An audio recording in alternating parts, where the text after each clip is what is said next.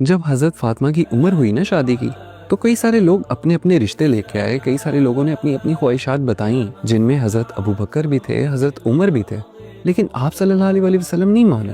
تو حضرت علی فرماتے ہیں، کہتے ہیں کہ میں ایک یہودی کے باغ کے اندر کام کر رہا تھا، تو تینوں یار میرے پاس آ گئے۔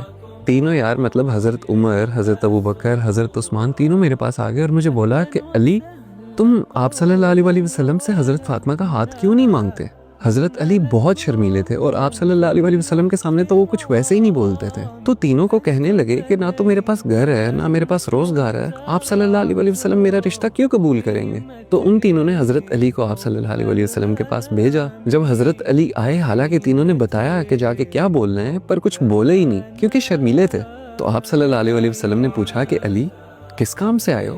تو حضرت علی سے کچھ بولا ہی نہیں گیا، بتایا ہی نہیں گیا، وہ خاموش ہی رہے۔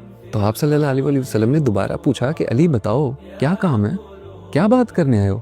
حضرت علی بالکل چپ، شرم کے مارے کچھ بول ہی نہیں پائے۔ آپ صلی اللہ علیہ وسلم کے سامنے تو ویسے ہی کچھ نہیں بول پاتے تھے۔ تو آپ صلی اللہ علیہ وسلم نے تیسری دفعہ پوچھا کہ علی، کیا تم فاطمہ کا ہاتھ مانگنے آئے ہو؟ پھر حضرت علی بول پڑے، کہنے لگے کہ آپ صلی اللہ علیہ وسلم، مجھے نا حضرت ابو بکر نے، حضرت عمر نے اور حضرت عثمان نے بھیجا۔ انہوں نے کہا کہ آپ صلی اللہ علیہ وسلم سے جا کے حضرت فاطمہ کا ہاتھ مانگو، تو میں ہاتھ مانگنے آیا ہوں۔ تو اس پر آپ صلی اللہ علیہ وسلم نے فرمایا انشاءاللہ۔ اور یہ سننے کے بعد نا حضرت علی وہاں سے اٹھ کے آ گئے اور باہر آ کے تینوں کو بولتے ہیں کہ میں نے آپ کو کہا تھا نا کہ آپ صلی اللہ علیہ وسلم نہیں مانیں گے۔ تو تینوں نے پوچھا کہ آپ صلی اللہ علیہ وسلم نے تمہیں انکار کیا ہے؟ انہوں نے بولا نہیں، وہ تو کچھ بولے ہی نہیں۔ پھر تینوں نے پوچھا کہ آپ صلی اللہ علیہ وسلم نے کچھ تو بولا ہوگا، کیا بولا انہوں نے؟ تو حضرت علی نے بتایا کہ آپ صلی اللہ علیہ وسلم نے تو صرف انشاءاللہ بولا ہے، انہوں نے نہ ہاں کی ہے نہ کی ہے۔ تو تینوں نے حضرت علی کو خوشخبری دی کہ نبی کے انشاءاللہ میں بھی ہاں ہوتی ہے۔ اور آپ صلی اللہ علیہ وسلم کو اس بات کا علم تھا کہ حضرت علی، حضرت فاطمہ دونوں ایک دوسرے کے ساتھ زندگی گزاریں گے، لیکن انہوں نے ہاں اس لیے نہیں کی کہ وہ اپنی بیٹی سے اجازت لے سکیں کہ کیا ان کی بیٹی اس رشتے کے لیے راضی ہے یا نہیں۔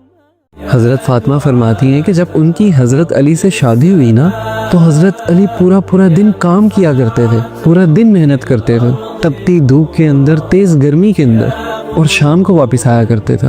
فرماتی ہیں کہ حضرت علی نے باہر کی ذمہ داریاں اٹھائیں، وہ باہر محنت کرتے تھے اور میں گھر کے اندر محنت کرتی تھی۔